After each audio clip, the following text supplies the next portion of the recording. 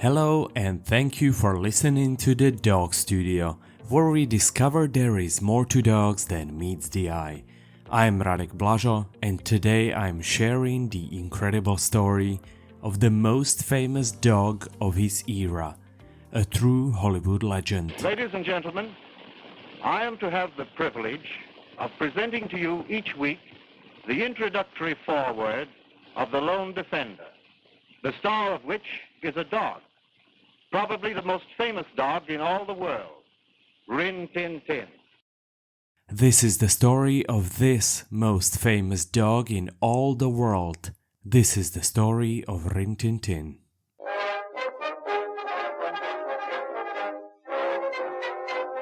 This German Shepherd wasn't just a star of silent movies in the 1920s and 30s. His own journey from a war in France to a silver screen is as extraordinary as the fame he achieved. Our story begins during the First World War on September 15, 1980, in the small devastated French village of Fleury. Corporal Lee Duncan was a young American soldier serving as an armorer in the air service. On this day, he had been sent to scout the area for his unit. The village was strangely deserted. Buildings were crumbling from the earlier bombardments, and the air was heavy with silence. While exploring the site, Duncan stumbled upon a kennel. The place was previously used to breed dogs for the German army. It was in shambles. It looked completely deserted. No people around. But to his surprise, it wasn't completely empty. There was something he found that would later change his whole life upside down. Yet, at this moment, he had no idea of what is coming.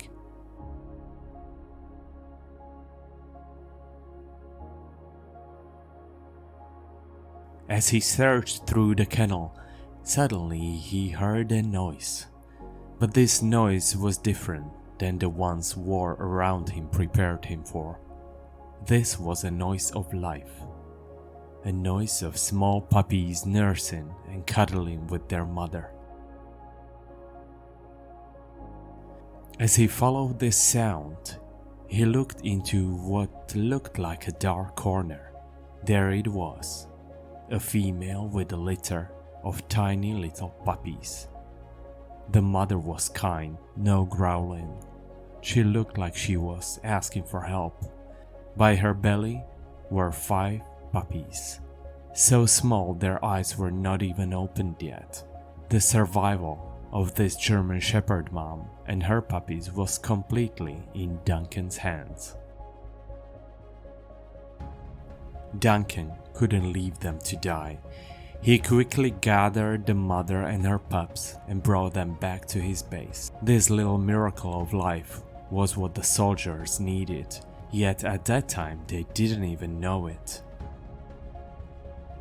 They nursed the mother back to health and cared for the puppies until they were old enough. Once they were strong enough, Duncan found homes for 3 of the puppies and gifted the mother to one of the officers. But 2 puppies he kept for himself. Naming them was actually easy. French children often gave American soldiers small toys as a gesture of gratefulness. They were believed to bring good luck charm. The toys were named Nanette and Rin Tin Tin. Inspired by them, these are the names Duncan gave to the puppies as well. The girl was named Nanette, and the boy was no other than Rin Tin Tin.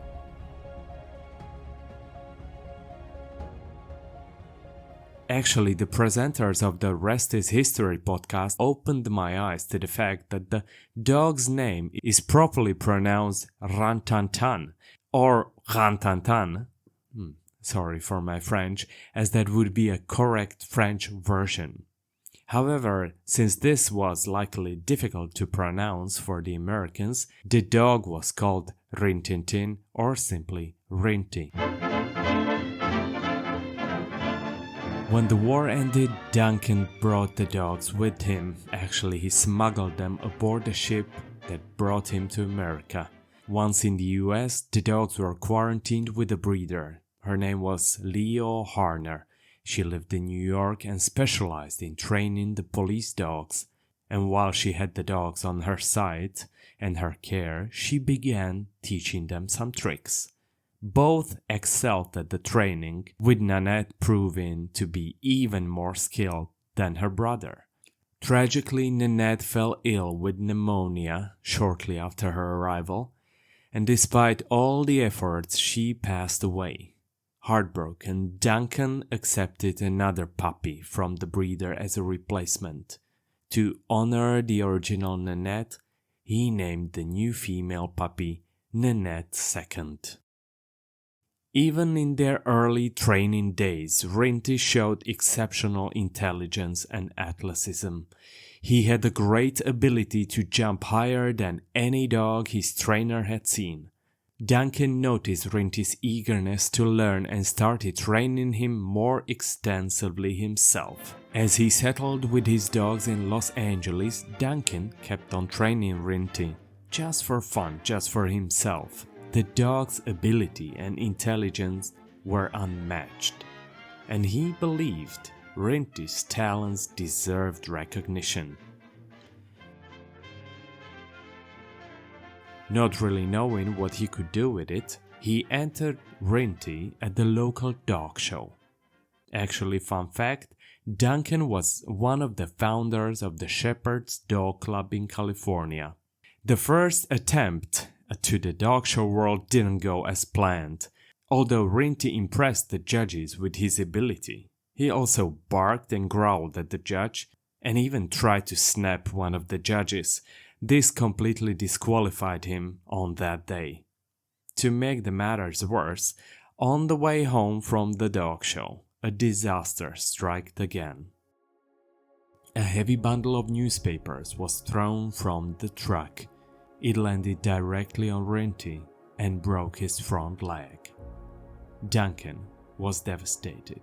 He nursed Rinty through the excruciating 9-month recovery, carefully tending to his injured leg. But just 10 months after the accident, Duncan decided to enter Rinty into the dog show again. He was convinced that this time things would be different. And indeed, they were, just not in the sense he thought they will. As the saying goes, right time, right place. And this was exactly that moment. Rin Tin Tin had a lucky day at the show, showcasing his exceptional jumping ability and winning the award for the highest jump for a shepherd. Fortunately, the jump was captured on the film by Duncan's friend. His name was Charlie Jones, and he had just developed a small motion camera. This was the moment the star was born. Upon reviewing the footage from the jump, Jones mentioned that Rin Tin Tin would likely make a fantastic movie dog. Duncan later wrote, "I was so excited over the film idea that I found myself thinking of it night and day." Duncan was so thrilled, he began taking Rinty to Hollywood. He would walk him along the sidewalks and performing tricks to showcase his talents. He spoke to anyone who would listen, asking for opportunities for this talented dog of his. The big break came in 1922. There was a movie being shot. The name of the movie was The Man from the Hell's River. It starred a wolf. However, the original real wolf was camera shy and impossible to work with. The replacement was no other than Rin Tin Tin. His performance was so amazing, he captivated everyone, and this movie opened the doors to his incredible career in Hollywood.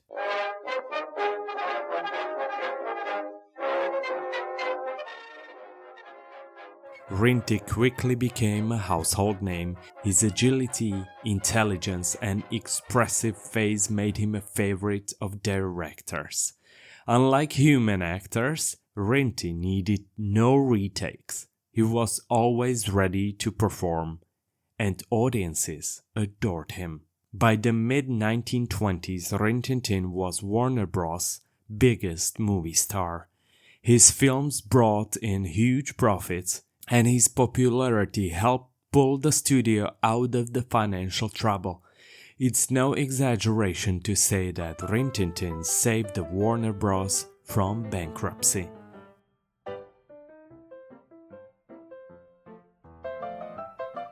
Fan mail poured in, up to 50,000 letters a week, all addressed to the dog. One fan wrote, "He is a human dog, human, in the real big sense of the word." Rin Tin Tin starred in 29 movies, becoming one of the highest paid actors of the time. His films were often scheduled in the prime slots as his name alone guaranteed box office success. A popular urban legend in Hollywood claims that Rin Tin Tin was the first ever Academy Award winner for Best Actor in 1929.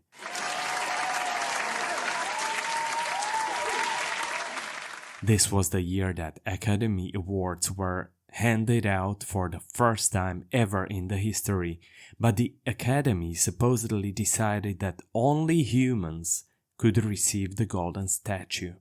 Whether true or not, the story reflects the immense fame Rin Tin Tin enjoyed at the time. The dog's influence extended far beyond the silver screen. Even Anne Frank mentioned him in her diary. In the second entry, she wrote about the things she and her sister Margaret missed while hiding from the Nazis. Watching Rin Tin Tin was one of them. This small detail shows how universally beloved this dog was. Even in the darkest of time, his movies brought joy to people. When it came the time that sound films emerged, Rin Tin Tin's career faced challenges. Studios wanted actors with speaking roles, and silent film stars, human and canine, were done. The studio supposedly fired Rinty on the spot. Still, he continued to work, appearing in television shows like The Lone Defender, the sound of which we played in the beginning of this podcast. In his personal life, Rin Tin Tin sired 48 puppies across several litters with Nanette. Many of these babies were given to celebrities, including Greta Garbo. Duncan kept several of these puppies and trained them for movies himself, ensuring the Rinty's legacy will live on. Rin Tin Tin passed away on August 10, 1932, at Duncan's home. His death made national news. Radio and TV programs were interrupted, newspapers ran obituaries, and a special television broadcast commemorated his life the next day. Initially, Duncan buried Rinty in his backyard as he struggled financially at the time, but after a few years he sold the house and moved Rinty's remains to a pet cemetery in Paris, the country where the story of Rin Tin Tin began. Duncan often described Rinty as not just a dog, but a best friend and a companion who changed my life. Even today, Rin Tin Tin's legacy endures. His descendants, carefully bred by Duncan, have carried his name down for generations. The 12th generation of Rin Tin Tin's lineage continues to work in film and television to this day. Rin Tin Tin's story is more than just a tale of a talented dog. His story began with a stroke of luck just a few days after his birth, and he went on to bring joy and inspiration. But most importantly, he deepened the understanding of the bond between humans and dogs. Not all dogs could be as famous as Rin Tin Tin, but then every dog owner believes that his dog is just as brave, just as faithful, and just as loving. And so, ladies and gentlemen, we take pleasure in dedicating this picture to man's noblest friend, his dog. Thank you for listening to this episode of the Dog Studio. I am Radek Blažo. If you enjoyed this story, please follow us for more, leave a review and share this podcast with your friends. Until next time, enjoy your dogs.